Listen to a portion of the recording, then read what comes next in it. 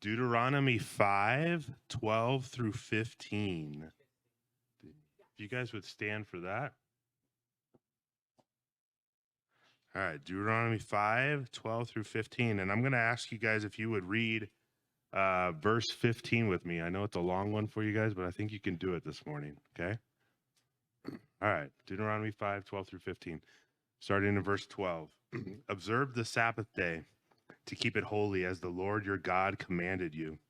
6 days you shall labor and do all your work, but the seventh day is a Sabbath to the Lord your God.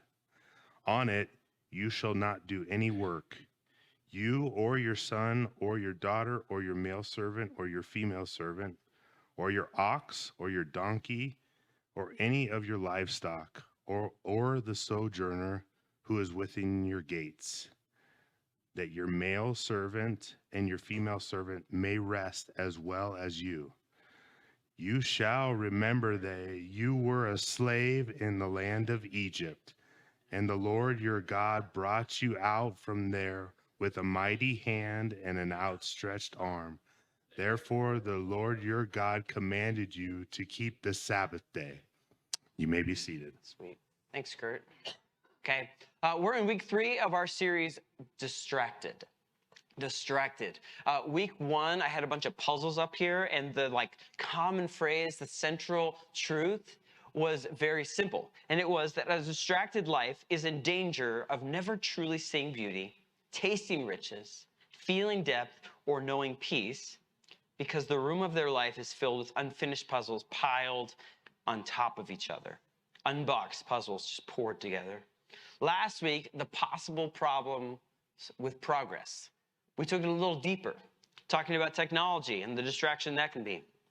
A distracted life is eager to add Jesus to their pile of puzzles, but not throw off or get rid of anything that hinders or entangles them. That oftentimes we will come to church or we will be convicted by the Holy Spirit and want to add more good in our lives, but not have room for that in our lives because we're not willing to remove anything else, whether it's sin or whether it's just something tripping us up. This week, week 3, we're going to unpack something a little different. We're going to talk about an old kind of churchy word that you only really hear in church typically, but is actually something deep that our souls were created for, and that's Sabbath. Here's the central truth today. A distracted life is constantly tired and anxious. Just breathe that in. A distracted life is constantly tired and anxious because they believe true rest will come naturally if we just keep working harder. When was the last time you asked someone how they were and they said, you know what? I have so much free time, I don't know what to do with myself, and all this extra time and money, would you help me with all of this? No. Typically, when we say, how are you Sunday morning, or in a text, or however, it's either let's get right to the point. It's like, how are you isn't even a question anymore. It's just, how are you? How are you? And then it's on to the next thing. Or it starts with a B, I am busy. I'm busy. I've got a lot going on. I don't know how I'm going to get everything accomplished in my life, right? Every spare second, every day has something that it needs from us. And that is something that is very true in America. I don't know if you guys know this, but the average American works 1,750 hours a year of scheduled, we know about it work. And this is from polls. Now, you can do the math, and that's fine. Those of you watching online, you can do the math without anybody seeing you right now. But here's the math that we need to understand. That is 442 more hours than the average worker in Germany. 292 more hours per year than the average worker in the UK, 301 hours more than France, and this really surprised me, 184 more hours than the average worker in Japan. The only countries who were able to take this poll that scored higher than us in work hours were countries that did not have enforced labor laws and rights for workers. Expectations are high for us Expectations are high, and there's a lot expected of us, and expenses are high. So we have to work more so that we can afford to work more. My boss wants my time, my relationships want my time, the people that matter to me want my time, the people that I matter to them want my time. And it's not that we just have to give time, like I give 8 hours a week to work, 8 o'clock to the 4 or the 5 o'clock, and I clock out, or 8 or 9 hours, however it is. But actually, and school, right? I get to school. School gives you work to do after school. And work gives you things to do after work, and not to mention the amount of time that we have to give to getting to work or getting to school. If you're on a sports team, we don't just show up for games anymore. After the age of 7, you have practice. And then after practice, the coach will say, hey, if you really want to get better, in your free time, in your spare time, you can go to the batting cages, or you can work on this, or you can stretch every morning. And then we come to church, and the pastor says, hey, we'd love it if you join this serve team. And then we go home, and then there's a bill for something we forgot about. And again and again and again, life piles up. The national shopping day known as Black Friday. I'm sure you guys have heard of it. But the thing I didn't understand, I didn't know, get over the picture, right? They're all sharing. This is actually a church service. I don't know why we're showing this picture here, right? They're all giving these TVs to needy families. No, that is probably 4 a.m. in the morning on the Friday after the most thankful day of the year. Black Friday actually started in the 1950s. There was an unwritten rule that actually the president would talk about how we don't need to bombard consumers with the need to do their holiday shopping until after the Thanksgiving holiday. So the Sunday paper had all the coupons in it, all the ads, and it started like really simple. I remember as a kid, I didn't do a lot, I don't want to quote all the research I did, but I remember as a kid, what would end up happening is on Sunday, you would get a newspaper that was just huge and would have all the ads. And they had like different sales and different things that were brand new toys that only Oprah had, and like, this is the first chance that we can have it, that kind of thing.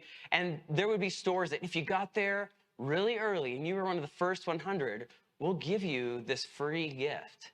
And so you had people just lining up early, people getting up super early to go to the stores in the malls and stuff like that. This was before online shopping, for those of you that have never seen a life without next day delivery. That in December, it's like, what? Why is it going to take more than 2 days for me to get this blender in the mail? There was a day where you had to get up, and if you wanted a sale, that you had to go there super early. That was Black Friday. It was just this set-aside day that marked the beginning of the consumer get ready, shop for holidays time. But then in the 1990s, maybe the early 2000s, a new kid got in the game, and that was Walmart. And Walmart decided, hey, we're going to help you out. You don't have to get up early on Friday morning anymore. What do you get to do? You can just come on Thursday after Thanksgiving. Put the stuff in the Tupperware or the Pyrex, put it in the fridge, leave the dishes for later, and come out and fight over a TV with people. Or come out and get the thing that you want. Now, Walmart was the first one to do this, but the next year, everybody joined, every store, and pretty soon, online shoppers, online like Amazon and different people, they started to say, now you'll say early Black Friday, it's like, it's not even Black Friday anymore. It's just your online sale that you're just using that to tell us and to get the dopamine going of like, oh, this should be a good once a year deal. But they always want our money. It's not just once a year. But at the one point, they respected that. Now today, online shopping has contributed to Black Friday not being as crazy as that, as well as extra police presence at Walmart on Black Friday has contributed to that not happening.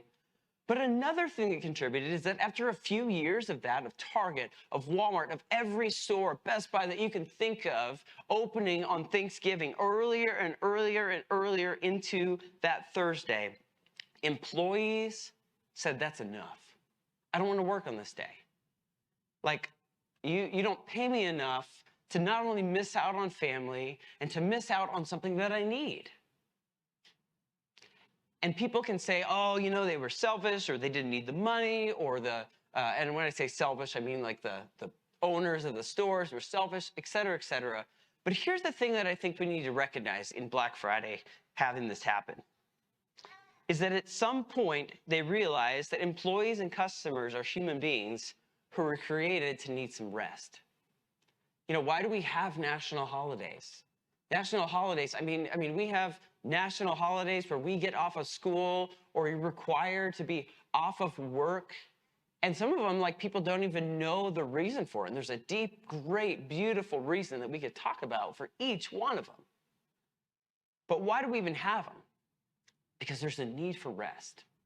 And oftentimes, if we're going like a hamster wheel in life, we don't look backwards. We hardly look forwards because we're just looking down like we're on a rocky hike, just trying not to trip over the rocks in front of us, but have no idea where we're headed. So today we're going to talk about God's answer to that, because we're busy people.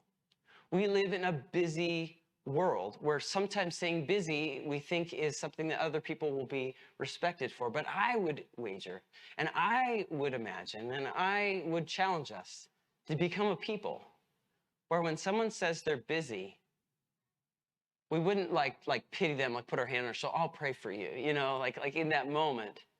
But to be able to say, how can I serve you? To have the margin in our lives that when someone else is busy, we'd be able to say, let me help create some margin for you. And let me tell you how I have so much margin in my life. Here's just something I've noticed. We can talk about how busy our world is, but here's something that helps me communicate what I see and what I experience. We are living in a time where almost everyone I talk to over the age of 9 years old will say, and you could say school instead of work here, when we're at work or school, we're thinking about vacation. And when we're on vacation, we're so busy that we're thinking about work or school. And that is unhealthy. But what if I said it this way? When we're at work, we're thinking about rest. And when we're at rest, we're not truly at rest because we're thinking about work. And that's unhealthy. God has an answer to that. And God modeled it and gave it to us as a gift. And that's a thing called Sabbath. And I don't know if you have heard of Sabbath. Sometimes people are taught in some traditions, Sabbath is just another word for Sunday or the day that you go to church. And for some, Sabbath is a very strenuous thing where you just feel like you're at church all the time. I want to talk about how Sabbath is a gift that we've been given that is a good and beautiful thing. And whenever we're given a gift, we have the choice to receive it or not. This is my definition of Sabbath, and it's God's definition, and it's got a lot here, but I'm going to read it to you. From Practicing the Way, you can go to practicingtheway.org to get more on Sabbath here, but the Sabbath is a 24-hour time period set aside for things: to stop, rest, delight, and worship. It is the best day of the week. In our era of chronic exhaustion, emotional unhealth, spiritual stagnation, few things are more necessary than the recovery of this ancient practice. Now, Kurt read from Deuteronomy chapter 5 a minute ago, and that was, Deuteronomy is actually, it's kind of a fun word to say if you need fun words to say Deuteronomy. But Deuteronomy chapter 5, or Deuteronomy, that book, is a letter actually from Moses. Most people have seen, the DreamWorks, right, rendition of a part of Moses' life where burning bush and then people and then parting the Red Sea. Well, after God's people, Moses comes back and there's a lot of really cool plagues and stuff that happen. After they have left from being enslaved by the Egyptians, they've crossed the Red Sea and all of that is happening. They're at this mountain called Mount Sinai, and they don't know what to do. They knew they didn't want to be slaves anymore. I mean, we read it kind of knowing yeah, you don't want to be a slave for your entire life.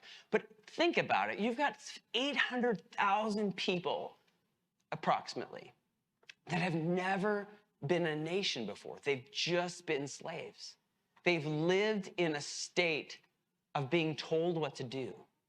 You see, in Egypt, at that time, they had a 10-day week, and there was no Sabbath. There was no rest. In fact, most of the people, the Israelite people, God's people, had no idea, like, what laws should we have? I can't even imagine how they got there. I mean, that was a long road trip already. My family can't get out the driveway without the ground rules of what would happen so that we are not bickering and we're sharing and that we're getting along as a family in the car. They have already traveled from Egypt all the way to Mount Sinai. They're camped out at this mountain. And Moses goes up and, there's conversations with God about that. And God says, here's my gift to you. And that is what are written on 2 tablets, the 10 Commandments. 10 Commandments were not God's way to control his people. They were a gift to help them be a nation. That when you look at the 10 Commandments, they're not meant to just like take away fun. They're meant to create a community that you want to be a part of. I want to be a part of a community that doesn't steal from one another. I want to be a part of a community that doesn't kill one another, that values life from the beginning to the very end. Values life. That's what the 10 Commandments are. That's the filter that we need to look at those. Because they had no clue. They had been slaves, and that life was not really valued in how they were taught. Most of them from the time they were born into slavery to the time they left.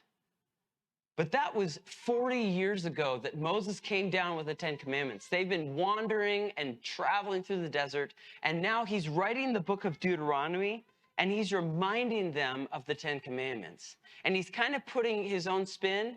And you can see where when Kurt read that, and we'll go over it again, Moses doesn't just say, and you shall honor the Lord's day, the Sabbath, where you will rest. Like, he gets into it. And I want you to notice, like, this is 40 years later after he's kind of like hung out with these people for a while. And I imagine that he's like emphasizing things that they need to be reminded of. And I think that he's emphasizing things that I need to be reminded of, and maybe you do as well.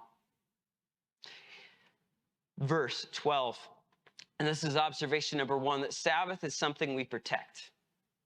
Observe the Sabbath day by keeping it holy. As the Lord your God has commanded you, 6 days, right? Everybody say 6? 6, very good. Days, you shall labor and do all your work. But the 7th day, everybody say 1. Is a Sabbath to the Lord your God. Now, I want you to imagine for a moment that we're friends. Some of you, that will be a stretch. Some of you, will be a little easier, right? And imagine for a moment that you're going on a trip, maybe like a month-long trip. There's nobody else that's going to be at your house, and you are going to trust me with something that you value. It could be your dog, it could be your kid, or it could be like a house plant, a real one, all right? So one that needs to be watered and cared for. You could just come over to me and say, here you go, I trust you. But here's the thing, even if you trust me completely, you're going to leave me some instructions. You're going to leave me some like, here's how often to water the plant. Here's how often you need, and it needs this much sunlight. Yeah, I don't know, you could be like really into plants and say, I need you to talk to it and read it this book or something like that. Like you're going to have some instructions for how I would care for it. And it's not necessarily because you don't trust me. It's because you want to set me up for success. And you want to care for this plant because this plant's important to you, or your kid or your dog. Well, you can imagine that. That wasn't hard. But imagine you get back from your month-long trip, or you could say longer if you're already thinking vacation. Where would I go for a month, right? You get back, and you find out that I put your plant in a room in my basement. And I watered it twice. And those are the only times that I even went and checked on it. And I didn't even read that list of stuff, or I did read it, but I only read it once. You would feel betrayed. You would feel devalued. You would feel like you wasted your time, not just writing out that stuff, but you wasted your time because maybe there were other people that would have been able to care for the plant themselves. Now, maybe we have a good enough friendship and a healthy friendship that you would ask me, you'd say, hey, and you're super nice. You all are. You'd say, hey, so did you get the note that I handed you? before I left about caring for it, because the plant is in trouble, and that would have helped a lot. It's thirsty, and I showed you when and how much to water it. It hasn't gotten, it's unhealthy, and it didn't get the sun it needs, or got too much, whatever. Now, this is the final imagine, but imagine that my response to you was, I didn't think that was that important. Betrayal, shock, waste of time. I believe that that's a bit of what God goes through when we respond that way about Sabbath. That Sabbath is a gift that we're given. But notice the words Moses says, observe it. It doesn't just stay healthy. Sabbath and having rest in our lives doesn't just happen, but we have to do something about it to keep it healthy, for it to be something that grows in our lives, that God modeled for us and showed us a 6-in-1 process for our week. But I don't know if you guys have noticed, if I don't protect rest, or even let's just talk about your 2+ weeks of vacation. If I don't plan ahead, those don't happen. It doesn't happen. If I don't plan ahead for my weekend or my day off of work, something else oozes into that and takes that place if I'm not prepared for it. God has given us instruction, but he's also given us the gift of Sabbath, and it's something that we have to protect the same way that you would hope that I would protect your houseplant. I would love it if after this somebody said, I was going to ask you to protect my plant, but now I know how it's going to go. Observation number 2. Sabbath is something that we can give or we can withhold from other people. And much of what is written in Deuteronomy, I said this, is I believe it's Moses, after spending 40 years with these people, saying, you know what, I'm going to emphasize the things about this that I think that they need a reminder of. That I think before I'm gone, because he was very old, and we know from the text that he passes away not long after this. And he was saying, what do I need to remind them of to set them up for success? And so he says in verse 14b, on the Sabbath, you shall not do any work, neither you nor your son or daughter, nor your male or female servant, nor your ox, your donkey, or any of your animals, nor any foreigner residing in your towns, so that your male and female servants may rest as you do. Meaning they can rest the same way that you do. You know, I never really thought of it this way before, but the people in my life are not going to rest if I'm not resting. That I have to model rest, or I can't expect other people to rest. I love to be the martyr. You know, I wouldn't say that I'm not going to come out here on video and say I have a servant's heart. There's a lot of selfishness in me that I fight on a daily basis. And I'm sure I could get some amens if we were comfortable there. But I fight on a daily basis. But there is a part of me with people in my life, especially my family or the people that I care about, or even strangers sometimes, where it might be that I need to rest.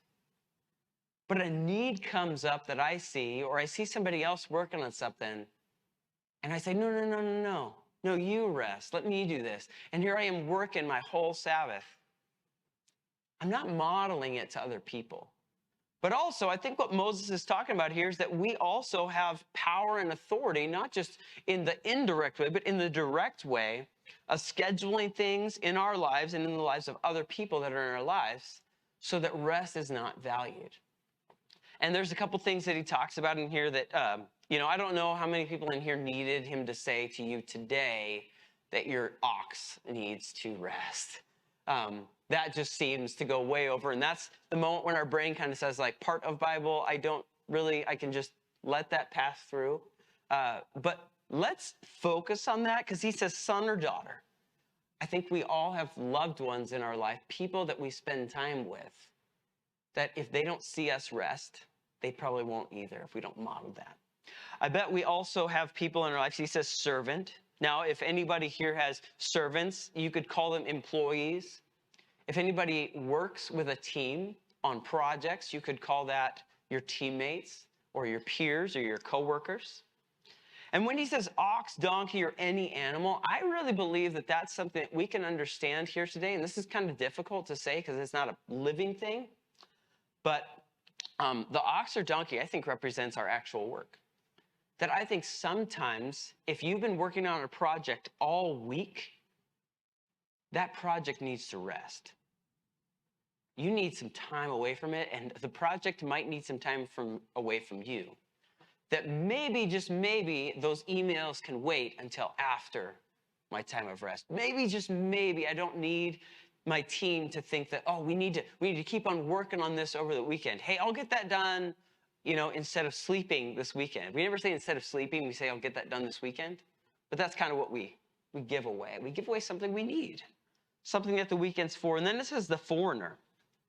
It says, nor any foreigner residing in your towns, so that your male and female servants may rest as you do. The foreigner is just those you are hosting. As a pastor, I've been a pastor in a local church for almost 20 years now, about 18 years. And one of the reasons that a lot of times we don't model rest or even church attendance is because somebody is in our lives who we fear that if I go to church while they're staying with me, it's going to make them uncomfortable. And I just wonder if actually when people are in town, if you said, hey, we want to invite you to come with us on what we do on Sunday mornings, the impact that could have in their life. More is caught than taught. I can sit down and I can tell people all about Jesus, or they can see the way that I live my life. May we live lives where those around us will never have to wonder the things we believe. Observation number 3, and this is the most practical one. Sabbath is a rebellion, right? Getting some Star Wars vibes here. Sabbath is a rebellion against the pull of a busy culture. I can just see, when I used the word rebellion here, I started to think of Darth Vader saying, come to the busy side, right? Sabbath is a rebellion against the pull of busy culture. We don't look to make our lives more complex. We don't go about looking, how do I just find more stress in my life? How can I find more complexity in my life, right? But it pulls us in. It tells us, if you do just a little bit more, your life will be all that you want it to be. I want to emphasize, though, the word rebellion. There's a song by John Foreman. He's an artist, a poet, and the lead singer of a band called Switchfoot. But he has a lot of songs that he wrote on his own. And one of them is called Love is a Rebel Song. And he says, every day becomes a crisis, left to our own devices. We traded in our dreams to fight this war that can't be won. If today we don't belong, let us sing tomorrow's song. And here's the thing that's repeated, the hook, again and again. In a world that's been at war, love is a rebel song. He's saying that if you are living a life that is loving, that is caring, that is unselfish, but you're living in a world that is selfish, that is hate and fear driven, you will be seen as a rebel. If you are in a home, if you're in a workplace, maybe this is one, if you're on a team where everybody is negative, being positive is seen as rebellion that needs to be snuffed out. If you are on a team at work where everybody is just negative and they hate their jobs or this or that, being positive or being caring or being healthy is seen as rebellion. In a world at war, love is considered rebellion. I think that can be said the same way in a world of anxiousness and hurry sickness. Sabbath is a rebel song. Think about it. When someone asks you, what are you doing tomorrow? Because they want to spend time with you, and actually, that's my rest time. We don't really want to say that. I like to say, I have a meeting, because then they can't say that's not important, right? I don't lie about that too often. But I want to be able to say something that culturally makes sense to people when you say, I'm choosing rest over what you're offering. It might not be something that's super important to them, or it might be something that breaks their heart. But too often in this world, it is unpopular to say, I just need rest, unless you have a doctor's note, right? If I have a doctor's note and they say, oh, I'm so sorry, I'll ask 10 other people instead of you. He's commenting on something that I think we all need to look at, though. But we've talked about what Sabbath is. We've talked about like how Sabbath is very important. We've talked about how there's this hurry sickness in the world, that you can see it in Black Friday. You can see it all in our work and school. And I think from the age of 9, we're already learning what anxiousness is of, if I don't get my homework done, this, if I don't do this. And there's kids super young that are getting counseling because they're full of anxiety. And we live in a world where they're seeing it, not just in their parents, but seeing it in everybody. But how do we actually do this? And what are the actual ways to do it? So I'm going to go over this again. Can we put up the definition of it again real quick, Ryan, from the beginning? The definition has 4 words in it: stop, rest, delight, and worship. I just want to go over those really quick. Thanks, man. Go over those really quick. First of all, stop. In order for it to be Sabbath, it has to have a stop. It has to have a pause to it. That we can't just do the other things of Sabbath without stopping. We literally need to stop. And that's actually what the Hebrew word Shabbat is translated to English Sabbath. It literally means to stop or to pause. I know that a lot of times what I like to do is multitask. Multitasking is not stopping one thing. It's actually just adding to it. And if you are great at multitasking, you're also great at lying to yourself. Because multitasking takes away the quality of all these things. Unless, of course, you're doing tasks that had very low quality already. That's probably the only time that it really works. But the word Sabbath means stop. And in Genesis, God worked it out so that we would be born into worlds where we needed a 6-day work week with a 1 day of rest, a 1 day of Sabbath where there is a stop. When we don't have that, it fractures our souls. But Sabbath also needs rest. You can go to that next stuff, Ryan. It also needs rest. We can't just stop and I think a lot of us, if you're really listening today, you're thinking, unless he tells me more, it sounds like I need to find a day to honor God by just sleeping in. Well, sleeping in is part of it. And I think it should be. I think that it should be, that we should find rest. But rest isn't always doing nothing. Sometimes it's just doing something different from the other 6 days. That what might be restful for you might be organizing your garage. It might be restful.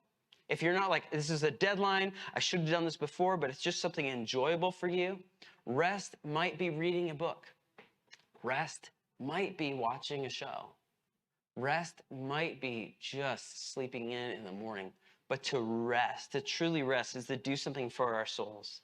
Sabbath rest is a form of resistance against all the forces, external and internal, that war against us being able to slow down. And when we rest, I'll be honest, if we rest, we remember. We think back to our week. We process things. We learn from them versus just going. Third thing, Sabbath we need to have delight. And this one is kind of different because the way a lot of us were raised, church did not say it needs to be something you enjoy. Delight means I delight in this. When I hear the word delight, I think of the Narnia story when he had Turkish delight. Right? And he just loved it so much. To delight means that it's not just some erroneous, wasted day, but that actually we fill it with things that bring us joy. Like I said before, if it's restful for you to clean your garage, am I speaking to anybody but me, right?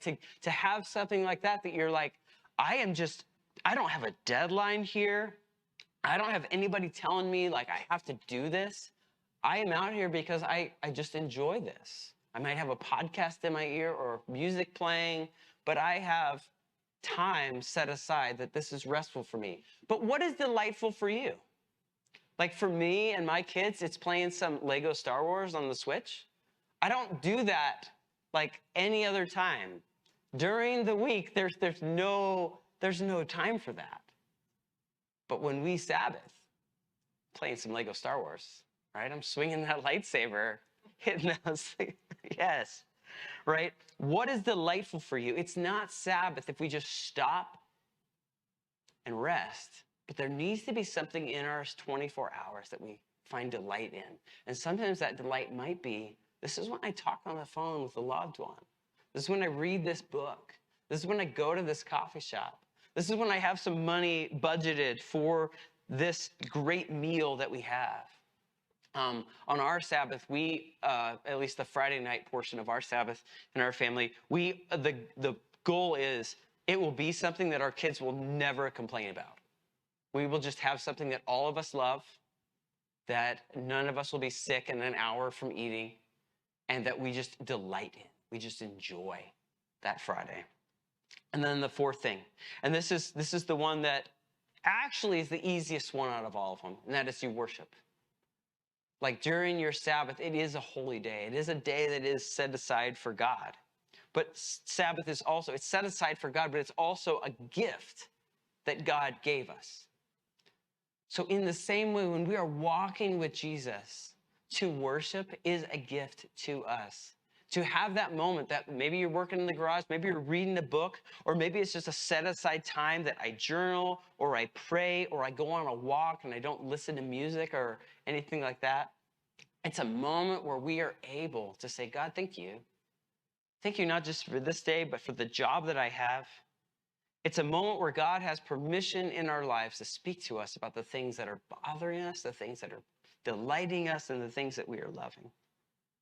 If we define Sabbath through those four things, we filter it through rest, through stop or pause, delight, and worship, we will have Sabbath. But let's be honest today. With the last part of our time, I'm just going to be really real with you. This is the way I respond to everything I've said now. If I were you sitting right there and I'm older than 9 years old, I'm going to say this. I don't have 24 hours to give to Sabbath right now, right? I don't have that.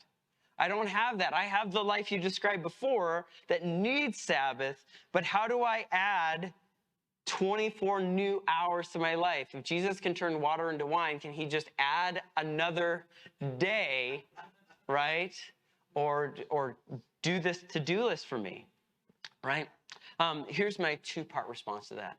First one being, we always end up making time for the things that matter to us, right? Everything is a choice. If I'm late to a meeting with you, I chose to be late. Whether it's I chose to answer that phone call, right? Or I chose to not be rude to somebody, or I chose to not go around somebody illegally in traffic, right? Or I chose to stay on my computer a little longer, or in a meeting a little longer, and I'm late. Like, I choose the things that I do and the things that matter to me. The second part is you have to start small. And I want to emphasize this by telling you what the bells do. So about 6 years ago, we recognized just how busy we were.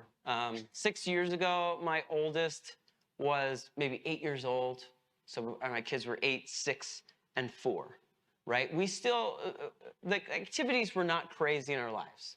But we recognized with my wife working at the hospital at the time, me working full-time at a church at that time, every one of them were like in school in some sort of way, and then some sort of, if they're not in school and there's some sort of like childcare or some sort of thing, we're going, and then all we remember is getting up in the morning, that morning hustle, whatever's happened in the middle of the day, getting back, and then it's the evening hustle so that we can just start over again. And we thought, we need some sort of a pause. So what we decided is to do a family night.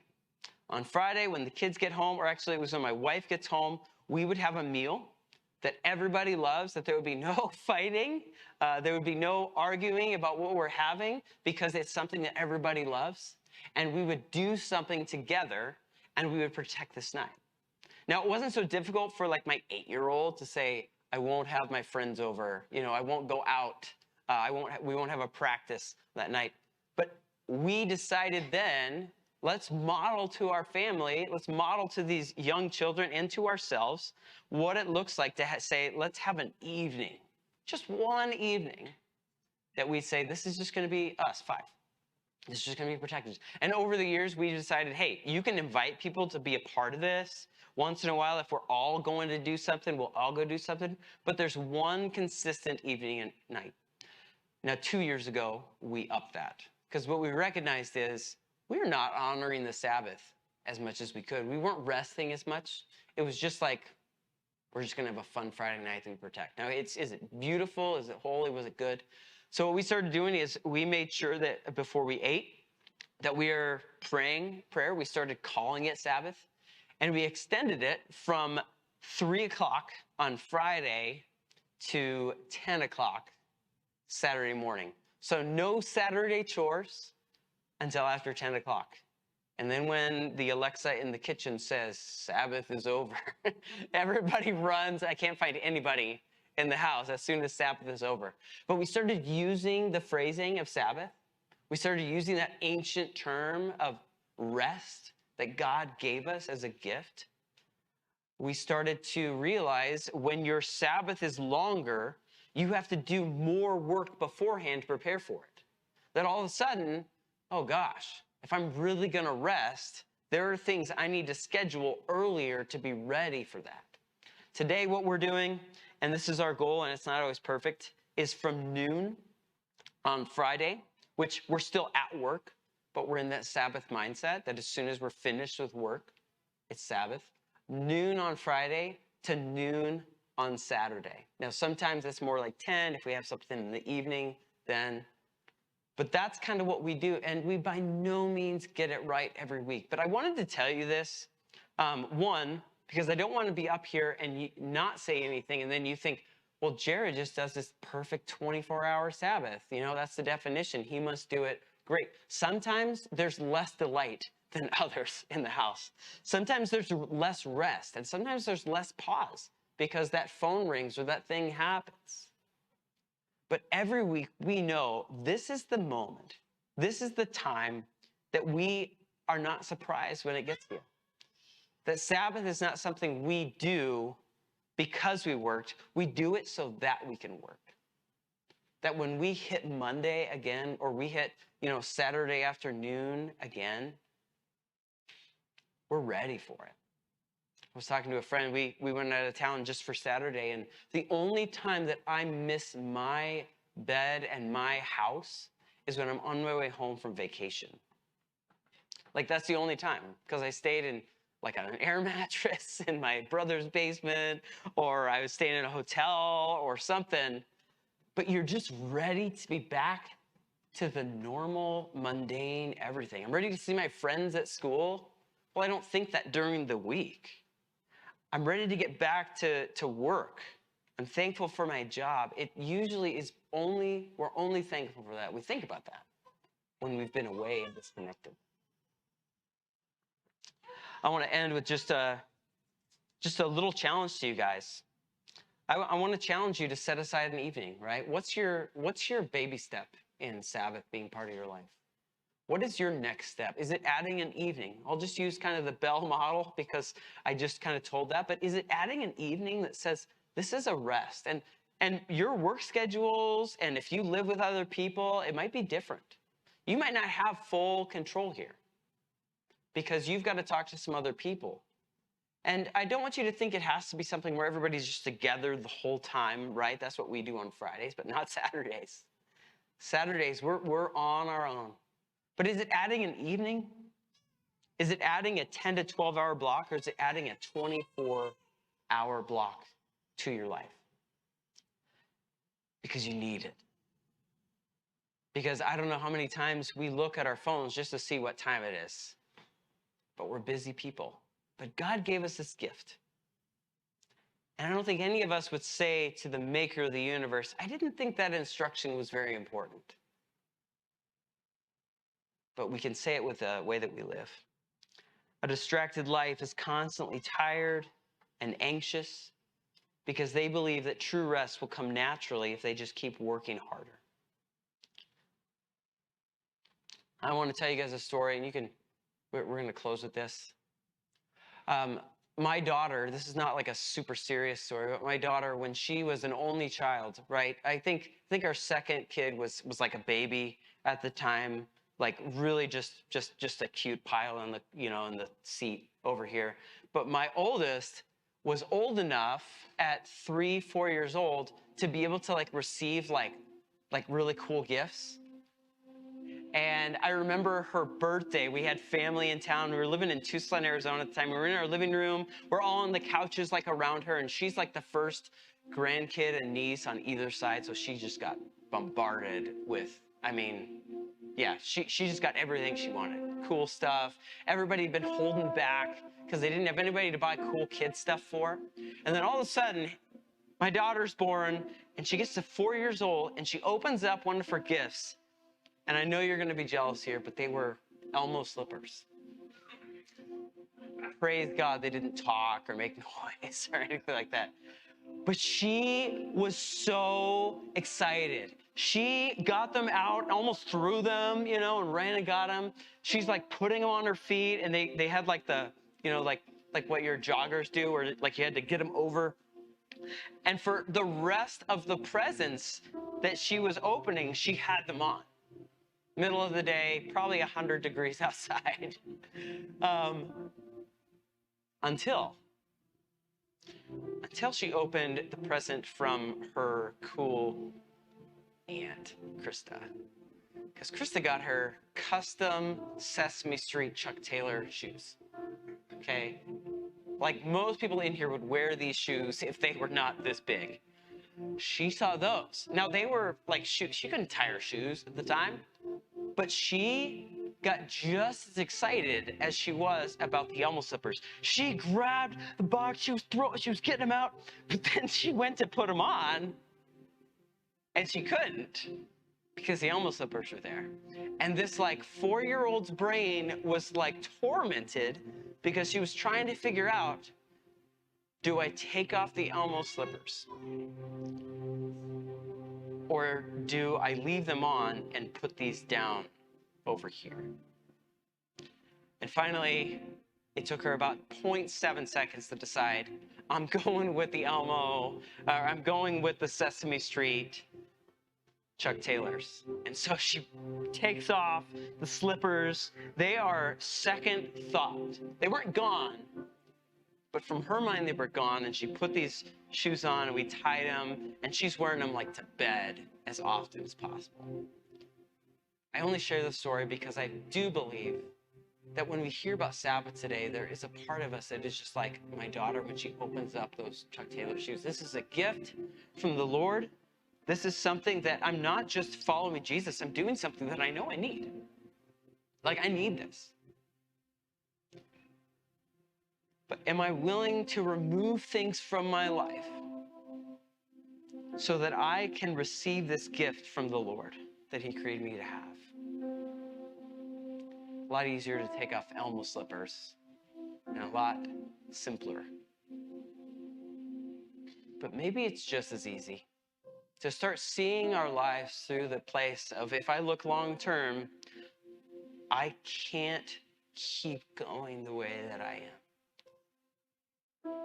To honor Sabbath, we need to be willing to take something that's good off our plate, or pause it, or numb it, and trust that if I receive this gift of rest, this gift of Sabbath from the Lord, that I can trust God with the things that I put aside for that day. Let me pray for us. Okay? Thanks, God. You've been so good to us.